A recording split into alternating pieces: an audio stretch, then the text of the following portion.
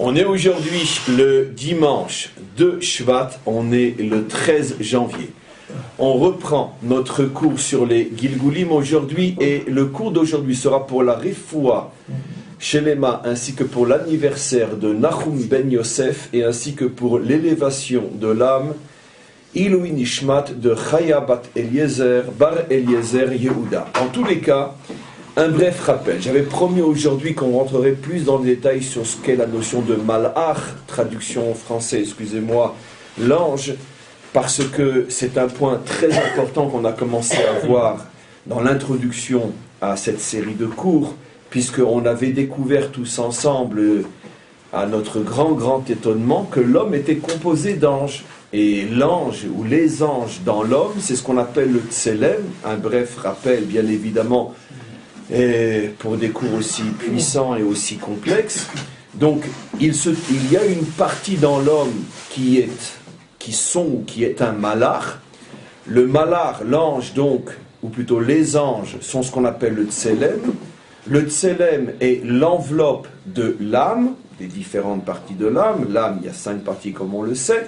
Donc le tselem est la première enveloppe de l'âme qui permet à l'âme, grâce à cette enveloppe, de pouvoir se connecter à la matière. Rappelez-vous, à titre de résumé, ce qu'on avait expliqué, il y a un problème fondamental.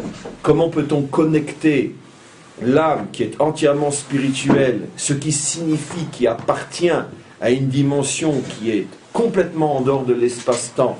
Comment peut-on non seulement la connecter, mais en plus la faire rentrer dans le corps qui lui est limité et se trouve à l'intérieur de l'espace-temps? Alors, à titre de résumé toujours, car on avait expliqué beaucoup plus profondément que ce que je rappelle maintenant, on avait expliqué que c'est la raison pour laquelle intervient le tselem. Le tselem est donc le moyen de connecter entre ces deux dimensions différentes, et on reprend la phrase donc qu'il avait rapportée, Velachen nikrat tselem, c'est la raison pour laquelle on appelle cet endroit dans le corps, dans l'être, tselem. La racine du mot tselem, c'est tsel, et tsel, être à côté, parce qu'il est à la fois à côté du corps et à la fois à côté de l'âme, qui oudavar memutsa, parce que donc cette dimension est une dimension intermédiaire, ben atsura, entre le monde de l'âme, ve'achomer, et le monde de la matière, ve'dome lishnehem, et donc comme tout intermédiaire, il a forcément à la fois les propriétés de l'un et les propriétés de l'autre, car comment peut-il connecter entre des extrêmes et des contraires si lui-même n'a pas un petit peu des deux? Ve'ud tselem ve'dukan lishnehem.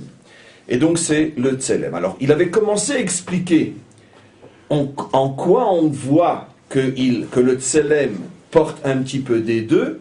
C'est parce que c'est justement la raison pour laquelle on explique que le tselem a le Yetzer HaTov et le Yetzer Hara, qu'on a commencé à expliquer d'une manière beaucoup plus profonde que ce qu'on a l'habitude d'entendre. Yetzer HaTov, c'est-à-dire donc la force qui lui permet au tselem de se connecter à l'âme, qui est Tov, qui est lumière. On avait expliqué que la véritable traduction biblique du mot Tov signifie lumière. La preuve, c'est que la première fois qu'on voit apparaître le mot Tov dans la Torah, c'est au sujet de la lumière, ce qui veut dire que tout ce qui brille s'appelle Tov. Une parenthèse très importante, c'est aussi l'explication chassidique de l'expression connue dans le Talmud, Ma'asim Tovim, qu'on traduit malheureusement d'une manière morale ou moralisante, donc très loin du vrai sens, de bonnes actions, mais la Chassidut explique non, Ma'asim Tovim, c'est-à-dire des actions éclairantes, c'est-à-dire une action modèle, que ce que tu fais peut servir de modèle à d'autres. Ça ne suffit donc pas de faire de bonnes actions, faut-il encore agir de manière à pouvoir aussi être un modèle, une lumière pour les autres. Ça, c'est véritablement une bonne action. En tous les cas, comment ? Or la goyim. Or la goyim, exactement. Et donc, ça c'est l'aspect dans le tselem Yetzer Tov, c'est-à-dire que le tselem a un petit peu en lui des propriétés de la neshama, c'est-à-dire donc la capacité de briller et d'éclairer. Mais le tselem a aussi le Yetzer Hara, qu'on traduit malheureusement dans la rue par le mauvais penchant, et qu'on a expliqué d'une autre manière, Ra vient du mot milra qui veut dire extériorité, qui veut dire ce qui est en bas, ce qui est après, ce qui est à la fin. Et donc il y a dans le Tselem aussi une pulsion vers l'extériorité, c'est-à-dire vers la matière. C'est la différence fondamentale entre l'âme et le corps, entre la dimension spirituelle authentique et la dimension matérielle. La matérialité est le monde de l'extériorité, alors que la spiritualité est le monde de la lumière, le monde du modèle. Donc le Tselem se trouve entre les deux, et donc il a un petit peu du chomer, un petit peu de la matière, et un petit peu du spirituel, un petit peu de l'âme. Donc c'est ce qu'on avait vu. Maintenant, dans la mesure où il explique que le Tselem sont les anges, ou plutôt la dimension ange qui est dans l'homme, on va devoir, comme c'était promis, s'arrêter un petit moment aujourd'hui pour expliquer, finalement, essayer de démystifier, de désurnaturaliser la notion d'ange, parce que c'est quelque chose qui évoque n'importe quoi dans l'esprit de la plupart des hommes. On va essayer de comprendre à un niveau beaucoup plus rationnel ce que sont les anges. Alors, on va commencer par le commencement. La première fois dans la Torah que l'on voit véritablement parler des anges, c'est au sujet de quoi? Au sujet de qui? Yaakov. Au sujet de Yaakov. Yaakov est pratiquement le seul personnage biblique, en tout cas dans la Torah de Moshe. Comment? Agar, déjà, non? Très bien. Il y a Agar aussi. Très bien, il y a Agar aussi. Mais pourquoi j'ai dit Yaakov malgré tout? On va voir par la suite. C'est vrai que la première fois en vérité, la toute première fois que l'on voit parler d'anges dans la Torah, c'est au sujet de Agar. Malgré tout, puisque c'est quand elle fuyait devant Sarah, elle était perdue dans le désert, est venu un ange qui lui a dit « Pourquoi tu fuis? Ne t'inquiète pas, tu auras un enfant, il s'appellera Ishmaël, etc. » Il y a malgré tout une différence fondamentale, mais tu ne sais pas à quel point ta remarque est plus que providentielle, parce que ça nous permettra de mieux comprendre encore ce que j'avais l'intention d'expliquer, quand on reviendra justement sur ta remarque qui est juste, mais qui ne nous donne pas la mesure véritablement de ce que c'est de l'ange. J'ai donc mal présenté le problème, parce que finalement si je dis où parle-t-on de l'ange pour la première fois dans la Torah, c'est toi qui as raison et pas moi. Mais où parle-t-on de l'ange tel que le peuple juif comprend la notion de l'ange véritablement? C'est au sujet de Yaakov. Et on verra toute la différence effectivement entre l'ange de Agar et ou les anges de Yaakov. Alors revenons maintenant sur Yaakov. Yaakov est le seul personnage biblique où véritablement on a, grâce à ses histoires, grâce à sa vie, une illustration de ce que sont les anges. Un bref rappel d'abord. La première fois où on parle d'anges au sujet de Yaakov, c'est son rêve. Il voit l'échelle et il voit Malachim, il voit donc des anges monter et descendre. La deuxième fois où on parle d'anges au sujet de Yaakov, il y a une allusion lorsqu'il quitte la terre d'Israël au fait qu'à ce moment-là, les anges d'Eretz Israël le quittent. Et il y a un verset, cette fois c'est plus une allusion, lorsqu'il revient après 22 ans, il revient en Eretz Israël, on voit que la première chose qu'il rencontre au moment où il s'apprête à rentrer sur la terre d'Israël, c'est un groupe d'anges. Et Rachi explique qu'effectivement, lorsqu'il était sorti de la terre d'Israël, les anges qui l'accompagnaient en Eretz Israël ont dû s'arrêter, car eux n'avaient pas le droit de sortir de la terre, sont venus à sa rencontre d'autres anges, ceux de Chutz Laaretz, qui l'ont accompagné pendant les 22 ans où il était chez Lavan, et quand il est revenu en Eretz Israël, à leur tour, les anges de Chutz Laaretz n'avaient pas le droit, eux, de rentrer en Eretz Israël, et donc, comment dirais-je, ils se sont arrêtés et sont venus à la rencontre les anges d'Eretz Israël. Donc, on voit la notion d'ange au sujet de Yaakov. Une autre fois, bien sûr, et peut-être la plus importante de toutes, c'est dans la fameuse Parsha de Vayishlach, cette Parsha du retour, où il envoie des anges vers son frère Esav, Sde Seir, à l'endroit de Seir, Sde Edom, à l'endroit de Edom, il envoie des anges pour lui faire savoir Malachim, Rachidi Malachim Mamash, de véritables anges.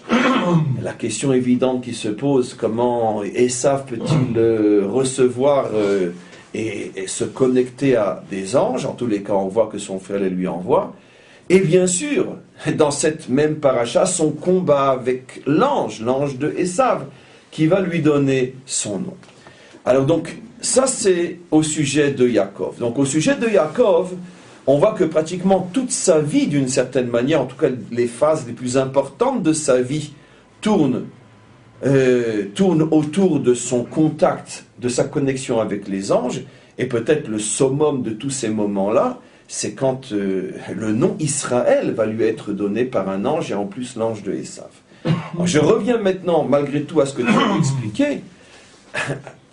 Avant Yaakov, et pas seulement chez Agar, on voit aussi, mais là c'est plus notre tradition, mais malgré tout notre tradition, c'est l'explication du texte, on voit aussi un autre personnage qui était en contact avec les anges, bien sûr, c'est Abraham, le 3e jour de la circoncision. Ces 3 fameux visiteurs, d'après notre tradition, étaient les 3 anges, Gabriel, Michaël, Raphaël. C'est aussi ceux qui vont aller après à Sdom pour détruire Sdom. Là, c'est déjà un peu plus clair qu'il ne s'agit pas d'hommes normaux, puisque c'est eux qui disent on est venu pour détruire Sdom. Donc, c'est pas dans les compétences d'un homme normal. Donc, on voit déjà qu'effectivement, la Torah suggère que c'était des hommes un peu spéciaux, même qu'ils sont appelés hommes. Et donc, mais pourquoi là non plus je n'ai pas ramené cet exemple? Il y a aussi une intention, ça fait beaucoup de choses à voir aujourd'hui, c'est que là-bas ils sont appelés Ish. C'est-à-dire que chez Yaakov et chez Agar, ils sont appelés Malar. Chez Abraham, c'est étonnant, on les appelle Ish, des hommes. C'est-à-dire que si ce n'était notre tradition qui nous dit en vérité c'était des anges qui avaient pris l'allure d'hommes, on ne l'aurait pas deviné dans le texte lui-même. C'est pour ça que j'apporte cet exemple en troisième place. Donc maintenant, il va falloir comment? Il y a Yosef aussi. Là aussi, tu as raison, mais là aussi, on a vu qu'il a rencontré un homme dans les champs, il a demandé où sont mes frères. Nos maîtres disent qu'en vérité, cet homme-là, c'était Gabriel. Donc c'est vrai que finalement, on retrouve des traces d'anges depuis fort longtemps. Si je ne me trompe pas, là, je pense que on a vraiment fait le tour. Je pense que Agar, c'est la première fois. C'est intéressant. Pourquoi la première manifestation d'ange dans la Torah, c'est avec Agar, la mère d'Ishmaël. C'est très intéressant, d'autant plus qu'on sait que le Coran, eux-mêmes le disent, a été inspiré par l'ange Gabriel. Et ça fait des millénaires que notre tradition rapporte que l'ange qui s'est manifesté à elle était l'ange Gabriel. C'est absolument incroyable, puisque le Coran commence en disant que Mahomet a été inspiré par l'ange Gabriel. Donc c'est intéressant. Et justement, c'est le début de la réponse que la différence justement entre les anges chez nous et les anges chez eux. Mais en tous les cas... C'est là ça commence la différence entre les juifs et les musulmans qui disent Akedah, c'est Israël qui dit c'est Ishmaël. Oui, bon, c'est encore d'autres choses. Mais je parle au niveau de l'ange lui-même. La vision de l'ange chez eux et chez nous n'est pas au même niveau comme on va le voir. En tous les cas, on va reprendre avec Yaakov. Avec Yaakov, si on regarde chacun des endroits, il y a un autre endroit avec Yaakov où on voit qu'il fait clairement allusion à l'ange, et c'est devenu chez nous une prière. Hamalach hagoel oti yevarer et haneharim veikare bahem shmi shmi ushem avotei Avraham Yitzchak Yaakov yidgu lerov bekerev haaretz. Donc Hamalach hagoel oti, il dit à son fils Yosef, quand il va bénir les enfants de Yosef, Ephraim et Menaché, Hamalach hagoel oti, l'ange qui m'a toujours sauvé, c'est cet ange-là qui bénira tes enfants. Donc, on a fait plus ou moins le tour. Alors, je reviens maintenant et on va voir, grâce aux histoires concernant Yaakov, ce qu'est la définition réelle de l'ange. La première fois donc au sujet de Yaakov, on voit les anges, c'est sur l'échelle, ils montent et ils descendent. Je ne vais pas approfondir chaque notion, je vais d'abord montrer le point commun entre toutes les notions. Tout de suite, nos maîtres font remarquer, l'image est évidente, les anges sont donc les connecteurs entre le ciel et la terre. Puisque l'image est évidente, avec un minimum de bon sens, on arrive à la déchiffrer, décrypter. L'échelle, ce sont toutes les dimensions qui séparent le ciel de la terre, mais qui d'une certaine manière unissent le ciel et la terre, comme dit le texte, le socle de l'échelle sur terre, la tête dans le ciel, et au-dessus même une apparition d'Hachem, qui viachol, sont des images bien sûr, et les anges qui montent et qui descendent. Qu'est-ce qu'ils font à monter et descendre? Ils servent de connexion entre le haut et le bas. Donc tout de suite, la Torah nous met en évidence que chez Yaakov, en tous les cas, les anges sont des forces qui permettent la connexion entre le haut et le bas. Pareil, les anges qui se trouvent en Eretz Israël, qui accompagnent Yaakov jusqu'à la frontière de Eretz Israël Chutz Laaretz, les anges de Chutz Laaretz qui viennent à sa rencontre et qui aussi accompagnent Yaakov en Chutz Laaretz et qui le ramènent en Eretz Israël. Là aussi, bien sûr, c'est une image. Eretz Israël et Chutz Laaretz a le rôle dans le monde horizontal de ciel et terre. Ce qui est à la verticale est bien sûr aussi à la verticale. Tout se répète dans tout. Et à l'horizontale, il y a une terre dans ce monde qui joue le rôle de ciel, spirituel, et il y a des terres qui jouent le rôle de terre, matérielle.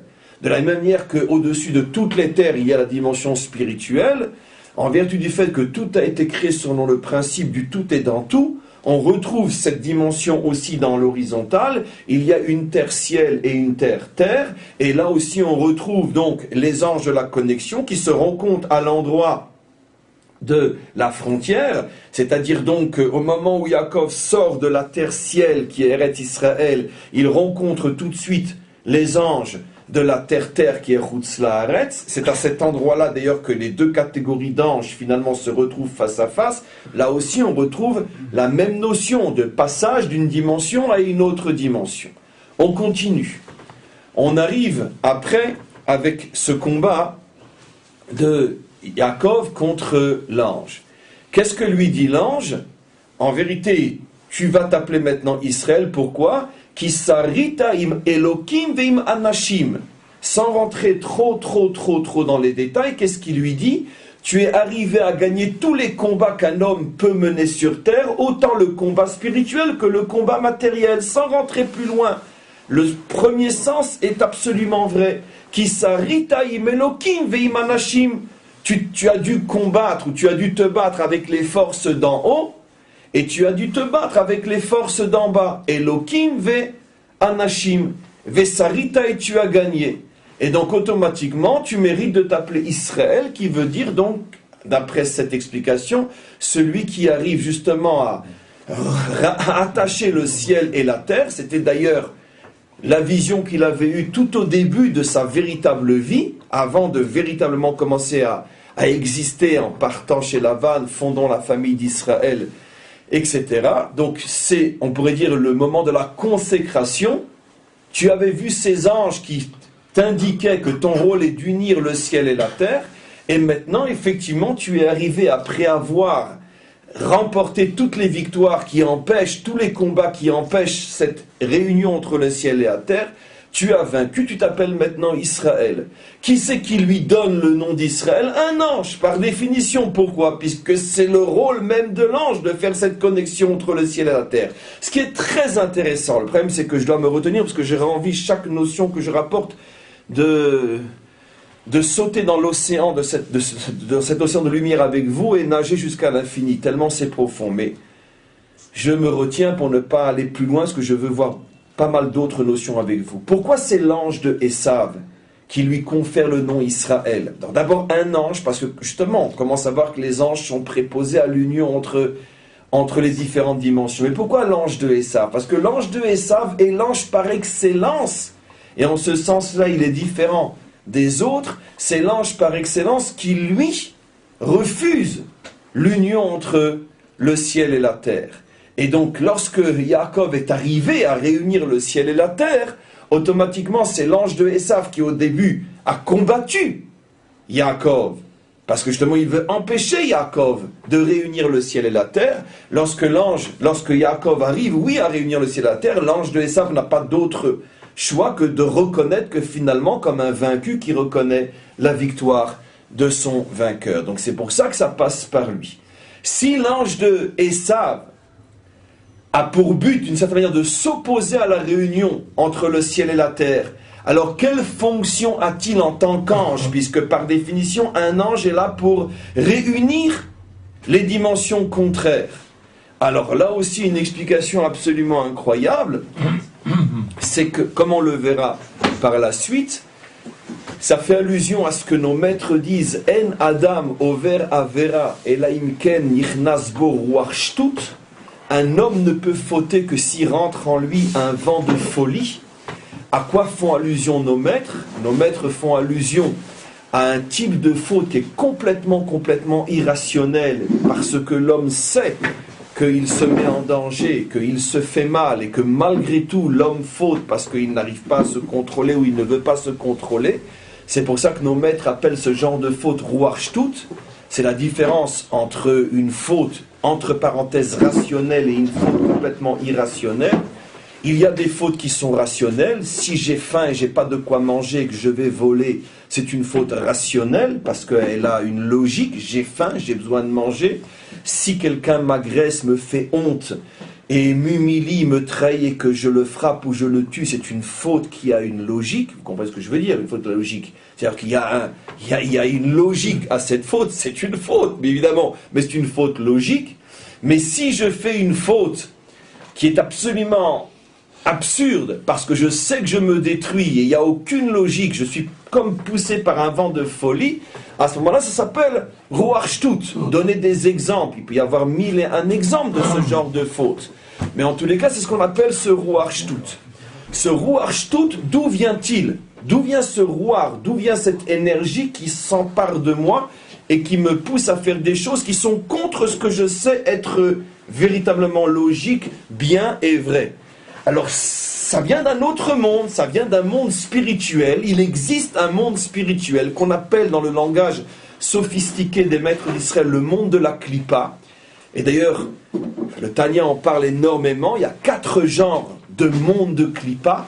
De la même manière qu'il y a 4 mondes dans la sainteté, 4 mondes dans la Kedusha qui sont du bas vers le haut, le monde de la Asiya, le monde de la Yetzira, le monde de la Bria, le monde de la Hatzilut. Il y a, selon le principe de Zéléu Matzé, que le monde a été créé selon le principe de l'équilibre entre une chose et son contraire, de la même manière que les mondes spirituels contiennent 4 grandes structures, 4 grandes dimensions de Asiya jusqu'à Hatzilut, il y a un autre type de monde spirituel qu'on appelle le monde des Klipot, qui est composé lui aussi de 4 dimensions qui sont les 3 premières qu'on appelle Shalosh Klipot Tmeot, les 3 Klipot qui sont complètement impures, et la plus haute de toutes, dans la mesure celle qui est la moins impure, qu'on appelle Klipat Noga, dont on reparlera sans doute souvent, pas forcément dans cette série-là, mais dans d'autres cours. Klipat Noga. Comment se fait le Zéléu Matzé l'un en face de l'autre? La Klipat Noga, qui est la moins pure des Klipot, se trouve par rapport au Olam HaAtzilut, et les 3 Klipot Tmeot se trouvent par rapport à Bria, Yetzira et Asiya. Et donc, on a une structure de 4 et une structure de 4. De la même manière que la structure des 4 mondes spirituels ne cesse de nous envoyer des forces positives pour nous aider à réussir notre vie, entre autres, parmi toutes ces forces, c'est ces 4 mondes qui nous donnent et structurent les 4 niveaux de notre âme, puisque la Chaya vient de Hatzilut, la Neshama vient de Bria, le Ruach vient de Yetzira, le Nefesh vient de Asiya. Il y a un 5e niveau, mais j'en parle pas pour l'instant. 4 niveaux d'âme qui proviennent des 4 mondes de la Kedusha. De la même manière, 4 niveaux de Ruach Shtut, 4 niveaux de vent de folie qui peuvent s'emparaître d'un homme et qui vont au moment de la faute, ponctuellement ou s'il est encore moins méritant pendant même peut-être longtemps, jusqu'à avoir même toute sa vie, qui vont structurer cet homme-là. Si on pouvait l'ouvrir, on ne verrait pas d'âme à l'intérieur, on verrait une structure énergétique composée uniquement de clipotes, et selon le degré de faute, automatiquement, ça va être un autre type de clipa. Donnons un exemple extrêmement simple, un exemple parmi des milliards pour expliquer ce que j'explique. Si on trouve les correspondances, la Chaya, qui est le monde de Hatzilut, disent nos maîtres, c'est le monde du cerveau, le monde du Sechel, c'est-à-dire toutes les forces de l'intelligence positive, puisqu'on est dans Hatzilut. La Chaya est la partie de l'âme qui permet à l'homme la compréhension.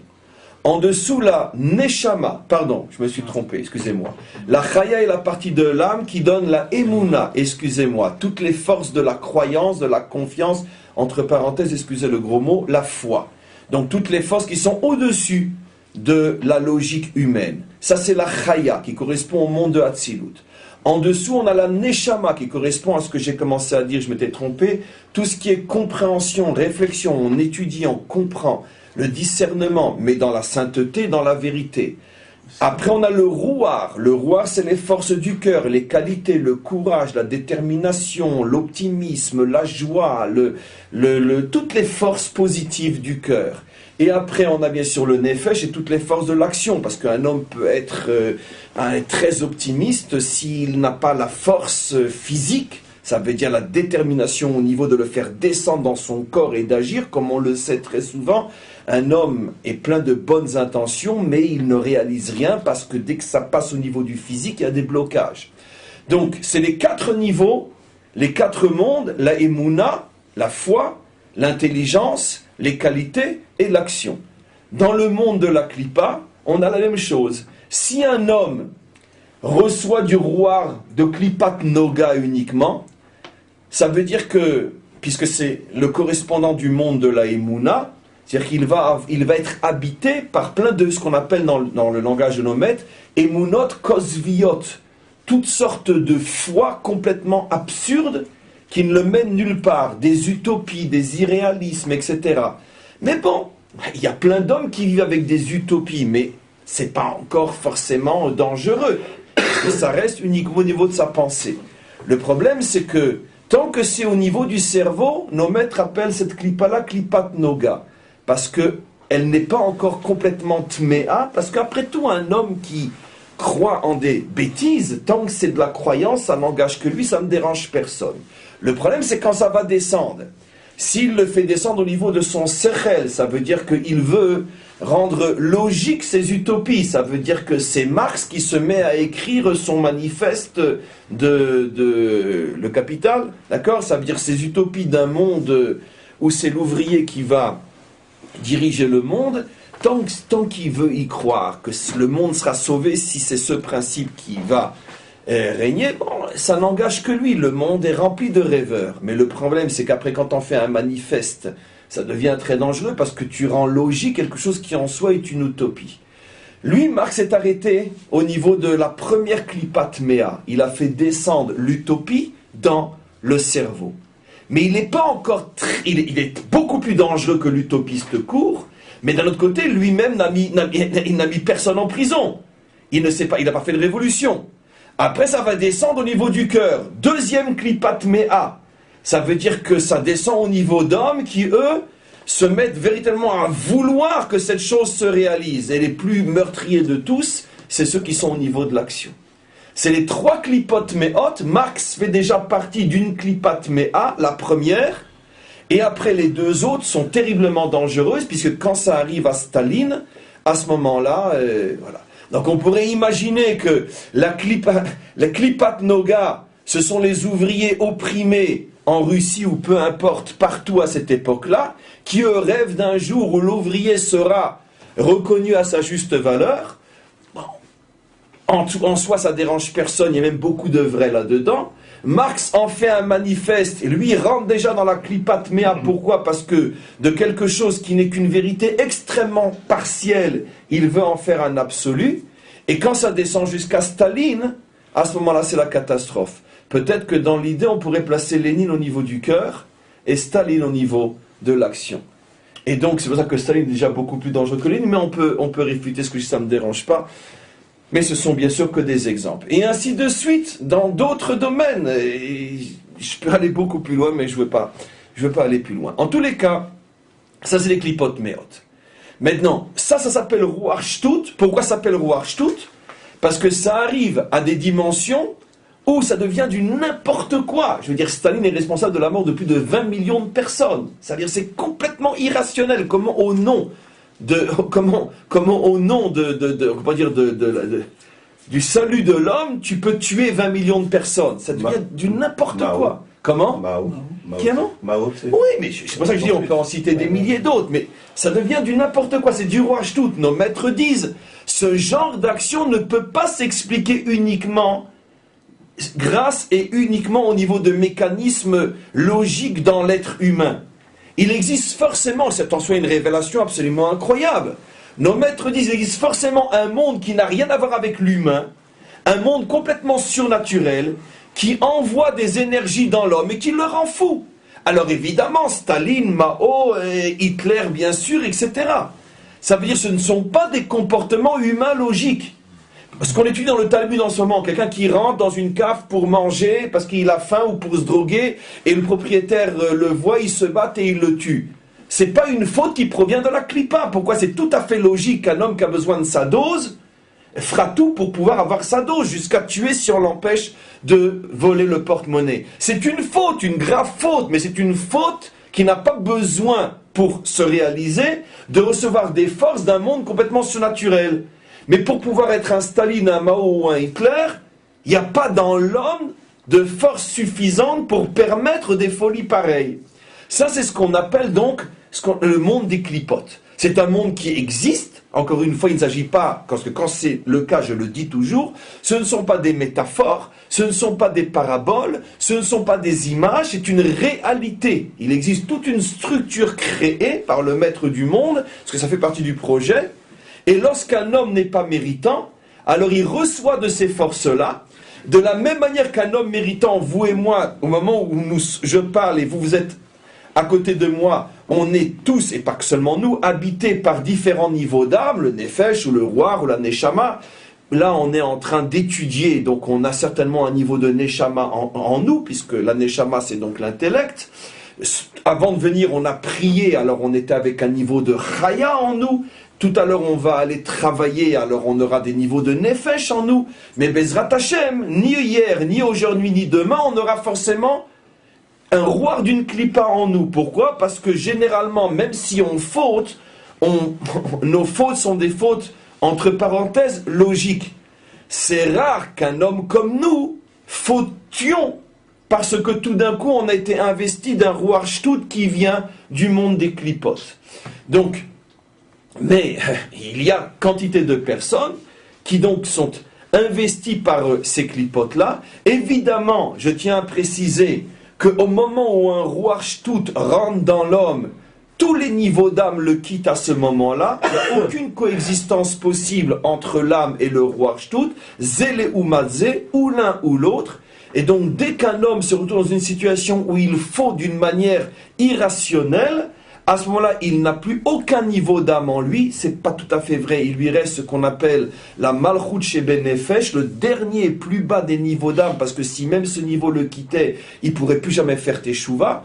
Donc il reste une étincelle de niveau d'âme extrêmement petite pour permettre le retour futur, mais il est complètement à ce moment-là investi par les différents niveaux de la klipa. Oui. Vous faisiez remarquer souvent que le pouvoir était très déstabilisateur pour l'homme, et que c'est certainement dans le pouvoir qu'on trouve le plus de rois shtout. Nachon, absolument, c'est d'ailleurs, sans le faire exprès, tous les hommes qu'on a cités sont des hommes de pouvoir. Absolument.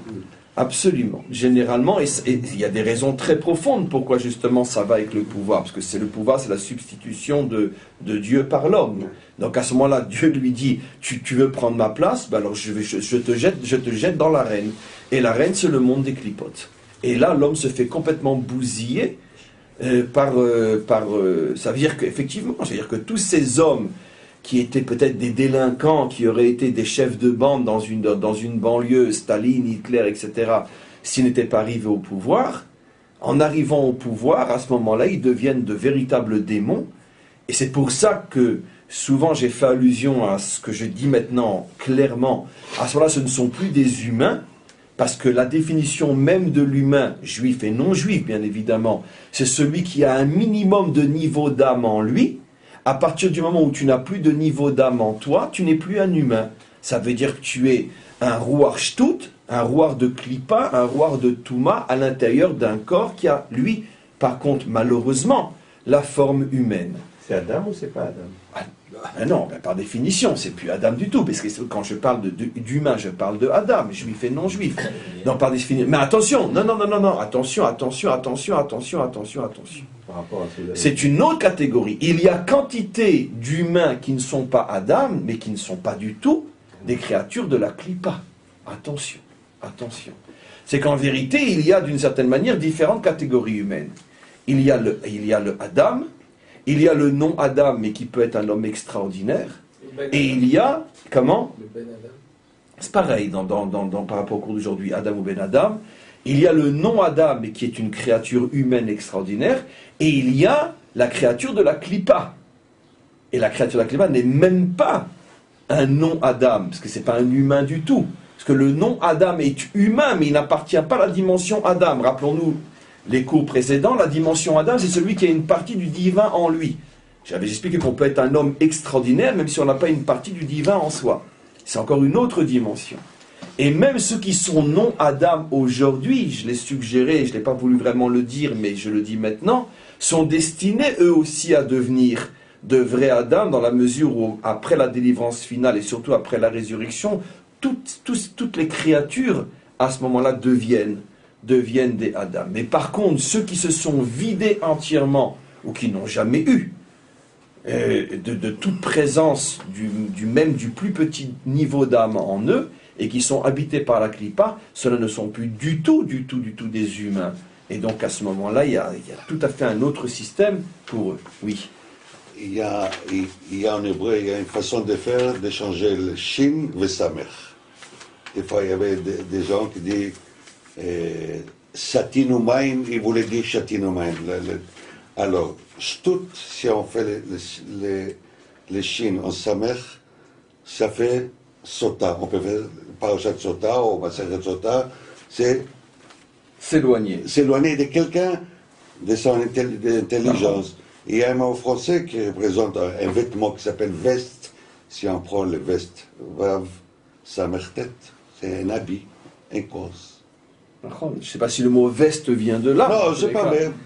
En tous les cas, sur choter et sauter, c'est sûr que c'est le même mot, ça c'est sûr. Choter et sauter. D'ailleurs, en hébreu moderne, on dit quelqu'un de sauter. Sauter, mine, sauter. Absolument. C'est-à-dire qu'il est dérangé, il est éloigné. En tous les cas, donc maintenant, quelle est la fonction de l'ange qui, lui, a donné le nom Israël à Yaakov? Dans la mesure où un ange, par définition, est là pour faire la jonction entre des mondes différents, l'ange de Esav est là pour faire la jonction entre le monde des clipotes et notre monde à nous. Et donc c'est pour ça qu'il s'oppose à Yaakov, qui lui veut se servir des anges pour faire la jonction entre les 4 mondes de la Kedusha et notre monde. Ce qui veut dire que finalement, si on devait représenter une image, on dirait qu'il y a les 4 mondes de la Kedusha et les 4 mondes de la Klippa. Dans les 4 mondes de la Kedusha, il y a les anges dont parle la Torah au sujet de Yaakov. Dans les 4 mondes de la Klippa, il y a les anges, mais surtout représentés par le Malach, qu'on appelle le Samer même, qui est l'ange de Esav. Yaakov se trouve au milieu, entre ces 2 mondes, et Yaakov doit tout faire pour connecter notre monde d'en bas aux 4 mondes de la Kedusha, et le Malach de Esav, dont son représentant sur terre, c'est Esav lui-même, fait tout pour empêcher la connexion entre les 4 mondes de Kedusha et notre monde, mais pour remplacer par une autre connexion qui est notre monde avec les 4 mondes de la Touma, 4 mondes de la Klippa. Donc, quoi qu'il en soit, c'est toujours la même notion, l'ange est là pour faire la connexion entre le haut et le bas. On continue un petit peu. Yaakov envoie des anges à son frère Esav. Là aussi, même système. Pourquoi? Pourquoi il envoie des anges à son frère Esav? Pourquoi? Parce que Yaakov espérait pouvoir se connecter à son frère Esav, et donc, lui représentant le ciel, son frère représentant la terre, automatiquement le kécher entre deux va se faire par les anges. Donc regardez, à chaque fois c'est la même notion. Je n'ai pas expliqué, je suis encore que dans le technique pour l'instant. Le ciel et la terre, les 2 dimensions horizontales, ange. La terre-ciel et la terre-terre, ange. L'homme ciel et l'homme terre, Yaakov et Esav, ange. De même, les 4 mondes de la Kedusha et notre monde, ou les 4 mondes de la Klippa et notre monde, ange, le combat avec l'ange, c'est toujours la même notion. Et enfin, Amal'ar ha-goel oti, hu yevarer et ha-ne'arim, ve'ikare ba'em shemi ve'shem avotai, le mal'ar qui m'a constamment sauvé, c'est lui qui bénira les enfants, c'est quoi la notion de bracha? La notion de bracha, c'est aussi, comme toujours, la connexion entre le haut et le bas. Puisque c'est quoi la bracha? C'est quoi la bracha par définition? D'abord, en hébreu moderne, quand on prend une branche ou une partie d'une plante et on la connecte à une autre plante. Comment ça s'appelle en hébreu moderne? Une greffe en français, évidemment. Ça s'appelle une bricha. Une bricha ou une arkava. Ça s'appelle une bricha aussi. Donc toute connexion s'appelle une bricha, une bracha. La bracha, la bénédiction, c'est forcément lier le receveur en bas à un monde qui est au-dessus de lui. Voilà, puisque quand je travaille et je reçois un salaire, j'ai pas reçu une bracha, j'ai reçu un salaire. Une bracha, c'est forcément quelque chose qui vient d'un monde que je ne peux pas atteindre par moi-même. Donc, Amalach hagoel oti hu yevarech. Et c'est encore une fois la même notion, la notion de connexion. Alors, de quoi s'agit-il? Finalement, les anges sont tout simplement des forces créées pour permettre, comme on l'a expliqué, différentes connexions, dans le bien comme dans le mal, entre des mondes qui, volontairement, ont été créés par le maître du monde, de nature complètement différente, et ils ne peuvent pas se connecter l'un à l'autre tout seuls, c'est absolument impossible. Mais il peut se déguiser comme on va voir. Donc ça, c'est d'abord la définition de l'ange. À partir du moment où Hachem a créé deux grandes dimensions, représentées par le premier verset, Bereshit bara Elokim et Hashamaim vehet haaretz, tout dans ce monde appartient à l'une des deux dimensions, soit naturelle, soit surnaturelle. Le naturel, le surnaturel englobe le bien et le mal. On peut avoir un surnaturel négatif, le monde des clipotes. Dans la mesure où très globalement, toute la réalité se divise en deux grandes catégories, naturelles, surnaturelles. La première lettre de la création, le bête de Bereshit, les deux dimensions. Donc automatiquement, il faut un lien entre ces deux dimensions. Comment deux dimensions qui appartiennent à des catégories complètement différentes, comment peuvent-elles se lier? C'est là qu'intervient le monde des anges. Vous remarquerez que nos maîtres font remarquer ce principe en disant que les anges ont été créés quel jour de la création? Le deuxième jour. Pourquoi le deuxième jour? Parce que le premier jour, et là c'est une indication absolument incroyable, tout était un. Puisqu'il est dit à la fin du premier jour, au lieu de dire Yom Rishon, il est dit Yom Echad. C'est-à-dire que les différences avaient déjà apparu le premier jour. Là je parle bien sûr de code.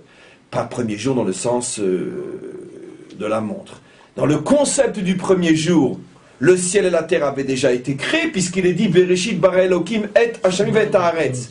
Mais on termine par Yom Echad. Mais tout était un. Et après, nos maîtres disent, le deuxième jour, les anges sont créés. Pourquoi le deuxième jour? Parce que les véritables séparations entre les dimensions ont commencé le deuxième jour, entre les eaux d'en haut et les eaux d'en bas. Et c'est la raison pour laquelle le deuxième jour est le seul jour de tous les 7 jours de la semaine où il n'est pas dit le mot Tov. Pourquoi il n'est pas dit le mot Tov? Bien, lumière, parce que les séparations ont commencé. Manque d'unité, brisure de l'unité. Mais la question qui se pose, pourquoi le premier jour, les anges n'ont pas été créés, puisque je dis dans ce cours que le premier jour ont déjà apparu les différences ciel, terre, avec ce que cela représente. La réponse est parce que le premier jour, l'unité était créée par le maître du monde lui-même.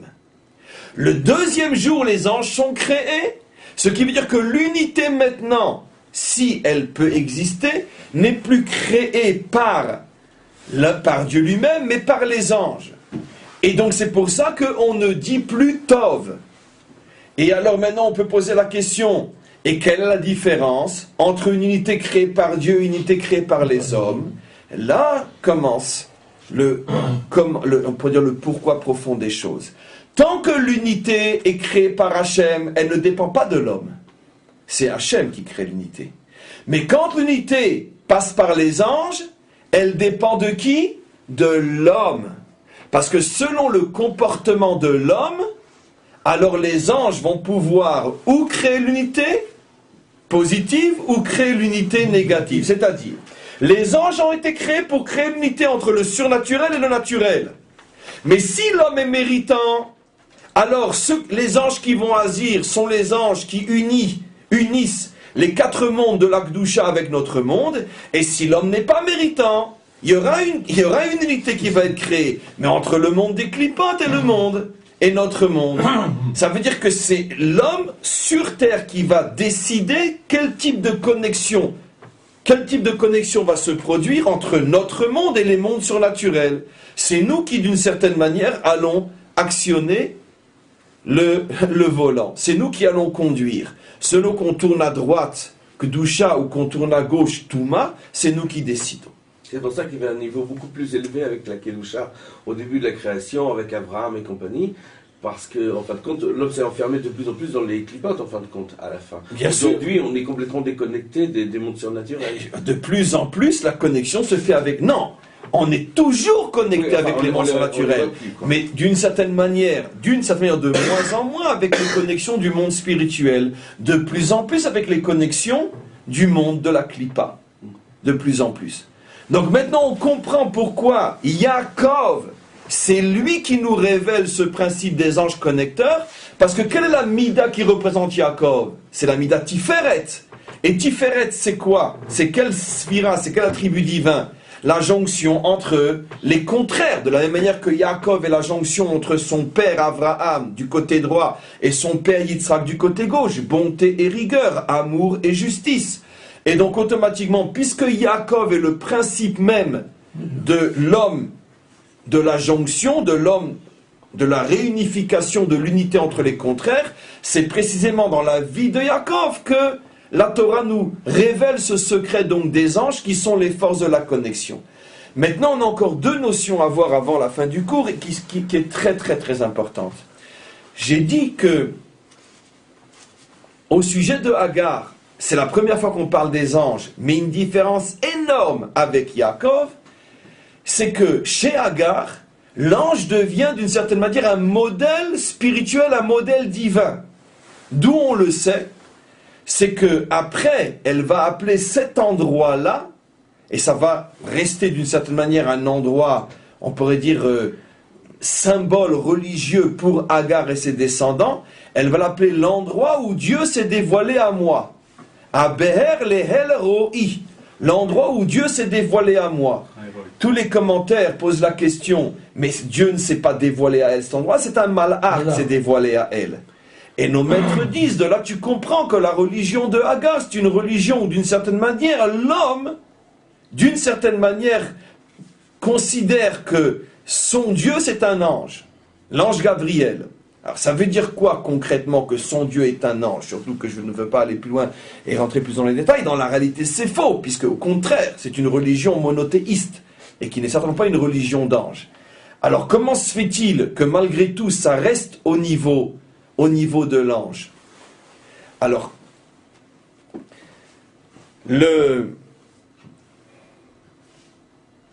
pour expliquer ça, on va maintenant passer à Abraham. Chez Abraham, l'ange s'appelle Ish. Chez Agar, l'ange s'appelle El. Chez Abraham, l'ange s'appelle Ish. C'est absolument incroyable comment à la même époque, surtout qu'ils sont mari et femme, d'une certaine manière aussi, comment se fait-il que elle appelle l'ange Dieu, et Abraham appelle l'ange Ish? Quelle différence fondamentale?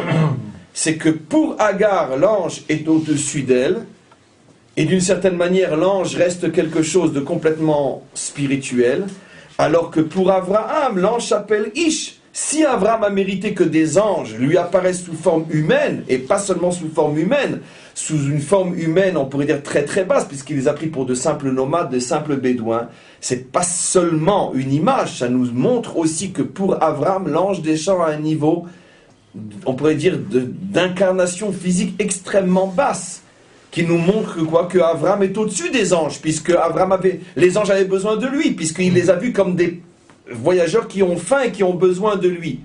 Ça veut dire qu'au niveau d'Abraham, les anges sont en dessous de lui, alors que chez Agar, l'ange est au-dessus d'elle. Et c'est la raison pour laquelle elle va l'appeler elle. Elle qui a une connotation, on pourrait dire, divine, spirituelle. Alors quelle est la différence fondamentale entre le système religieux Agar qui mélange au-dessus de l'homme et le système chez Abraham qui mélange comme un bédouin, parce qu'il le voit comme un bédouin qui est dépendant de lui, et que lui, Abraham, va nourrir l'ange. C'est-à-dire que l'ange est en dessous d'Abraham. Alors c'est la différence fondamentale, justement, entre Agar et Abraham. Qui comprend la différence entre les deux?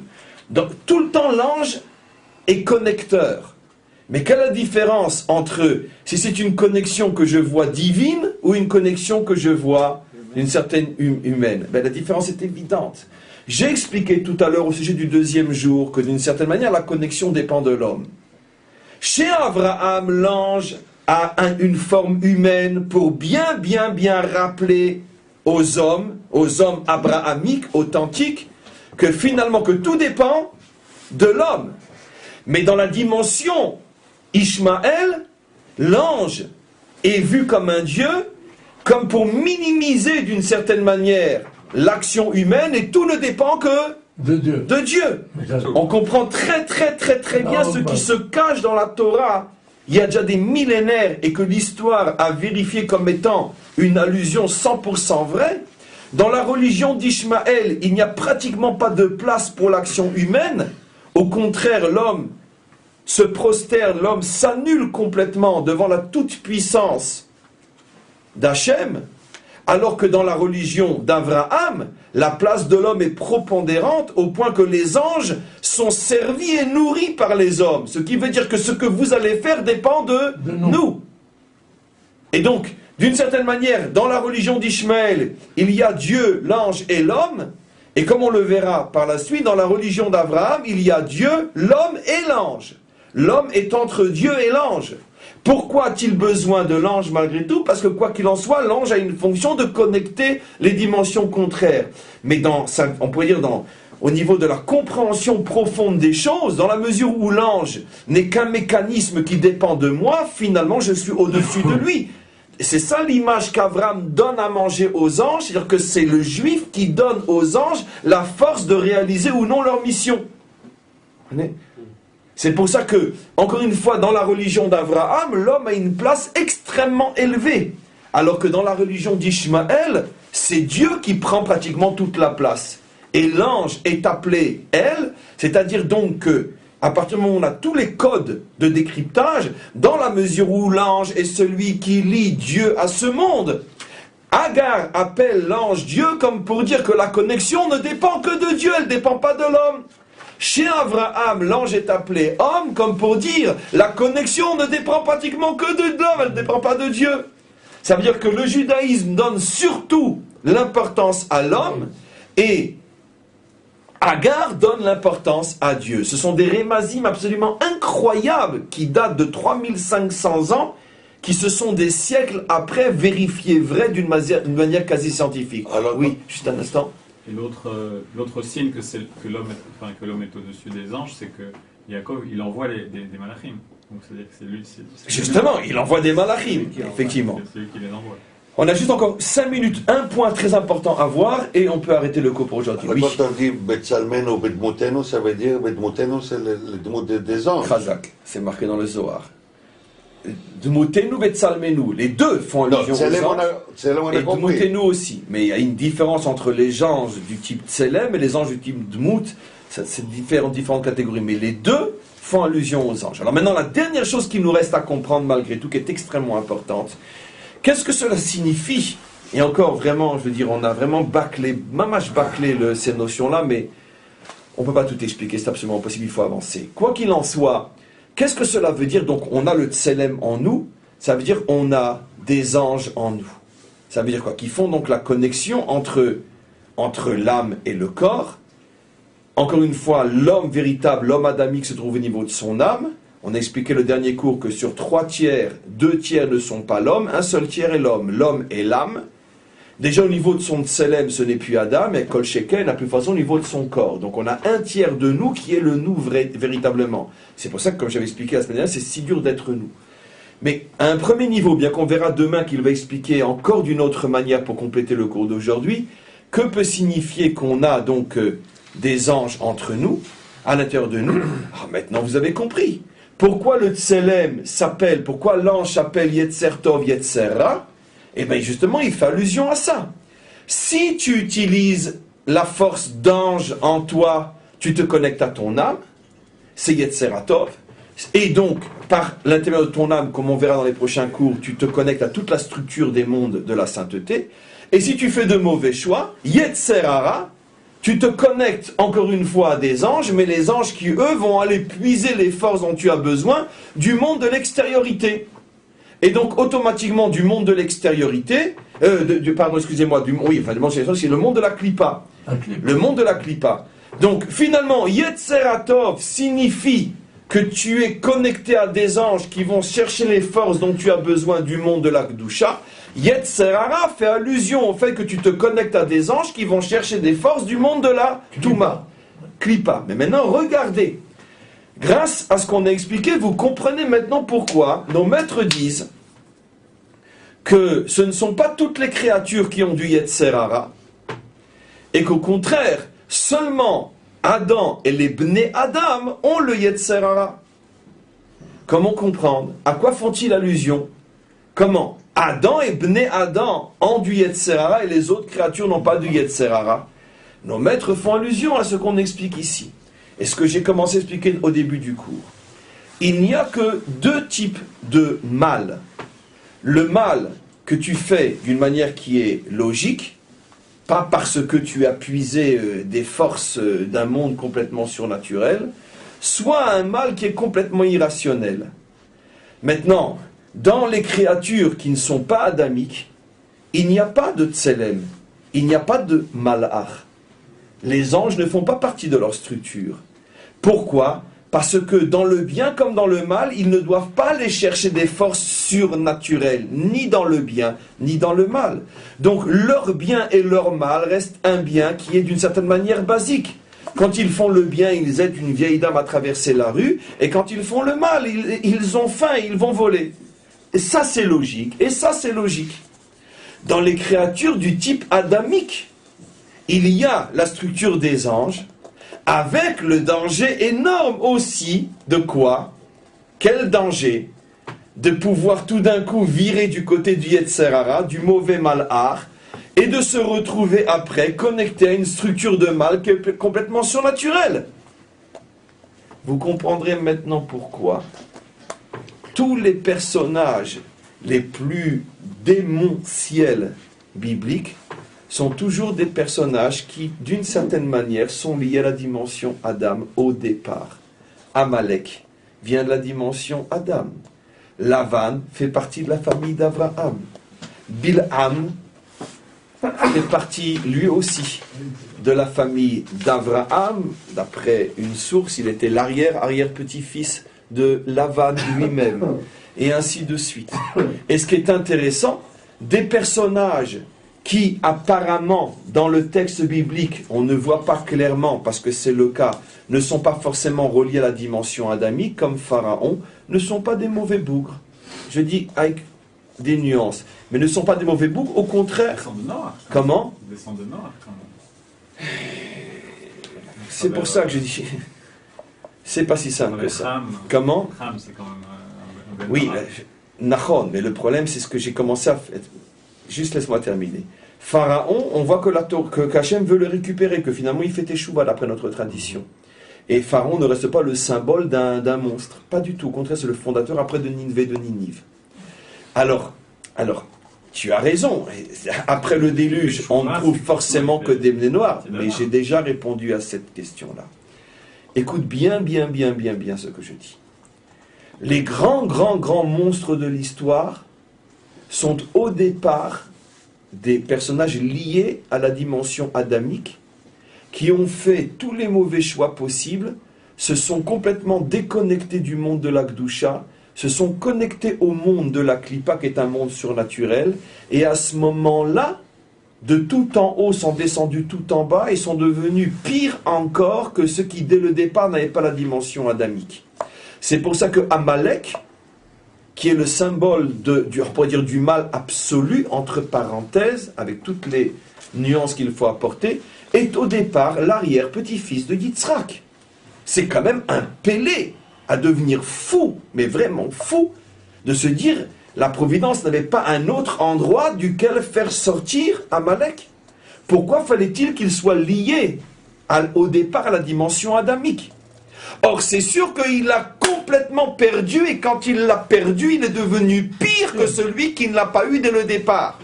Zeleu Madze, comprenez bien, c'est un chidouche terrifiant, terrible, et qui demande tellement de profondeur et d'honnêteté pour arriver à le comprendre jusqu'au bout. La Torah ne nous présente jamais comme monstre absolu un personnage qui au départ n'a aucun lien avec la dimension adamique. Maintenant, Ham, lui et après lui surtout Knaan, c'est ça le secret de la malédiction, qui a vidé toutes les forces de la bénédiction de cette structure humaine, au point qu'il est devenu, on pourrait dire, un adamique déchu, et pire qu'un non-adamique du départ. Et Ham, effectivement, dont est issu Pharaon, entre autres, n'appartient plus à la dimension adamique. Mais il ne va pas forcément être un monstre, parce que dans la dimension adamique, tu trouves aussi des personnages qui sont neutres. Mais Ham s'est coupé de la dimension adamique, parce que justement, à force de ses mauvais choix, il s'est constamment connecté avec le monde de la Klippa, et jusqu'à perdre jusqu'à la dernière étincelle de son âme. Ce qui veut dire que d'une certaine manière, il y aurait 3 structures humaines fondamentales. La structure adamique, juive, non juive, qui malgré ses fautes reste adamique parce que ce sont des fautes qui ne détruisent pas tout.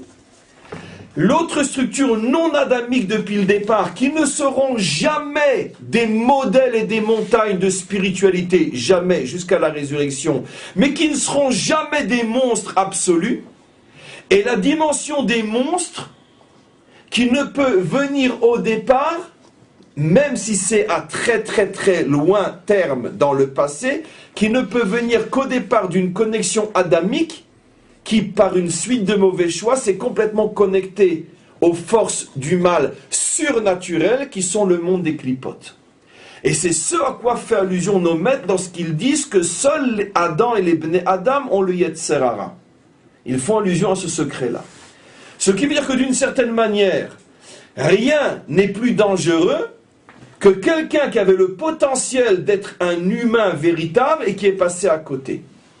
C'est pour ça que d'une certaine manière, même dans notre propre histoire juive, les pires détracteurs de notre peuple sont sortis de nous. C'est ce que disait déjà à l'époque Ésaïe, « Ume arsaïr mimer yatsu » tes destructeurs sont sortis de toi. Ça veut dire que les plus grands ennemis d'Israël sont souvent, dans l'histoire, issus d'Israël. Pourquoi ? Parce que si tu n'es pas à la hauteur de la dimension Israël, tu vas devenir un monstre. Ça, c'est quelque chose d'absolument incroyable et qui nous montre aussi l'extrême responsabilité de l'homme, bien sûr. Ça veut dire, il n'y a pas d'élection, il n'y a que le poids des responsabilités. Si on te donne la possibilité de jouer un rôle énorme, sache que si tu passes à côté, tu vas devenir pire et de loin que celui qui n'avait pas la possibilité au départ de jouer le rôle positif que tu devais jouer.